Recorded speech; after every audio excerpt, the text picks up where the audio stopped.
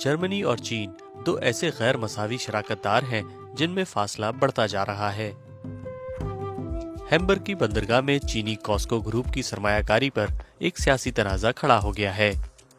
جرمنی چین کے ساتھ اپنے تعلقات کو ابھی تک کھل کر واضح نہیں کر سکا ہے۔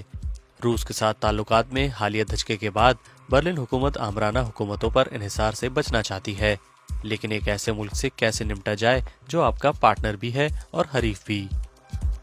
دونوں ملکوں میں اقتصادی سطح پر قریبی اور طویل المدتی تعلقات ہیں۔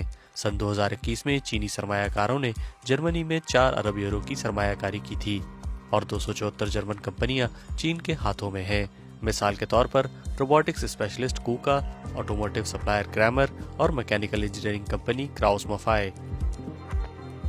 چین جرمنی کا سب سے اہم تجارتی پارٹنر بھی ہے، ایک ایسا ملک جہاں 5000 جرمن کمپنیاں کاروبار کر رہی ہیں۔ ایک مطالعے کے مطابق رواں سال کی پہلی شش ماہی میں جرمن کمپنیوں نے چین میں 10 ارب یورو تک کی سرمایہ کاری کی ہے۔ ان میں Volkswagen, B M W, Mercedes جیسی کارساز کمپنیاں اور chemical company B A S F شامل ہے۔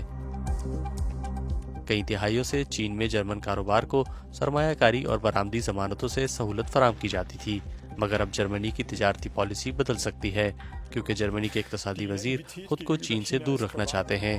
لیکن دیکھنا یہ ہے کہ جرمن چانسلر اولاف شولز کا مستقبل میں چین کے حوالے سے لائے عمل کیا ہوگا۔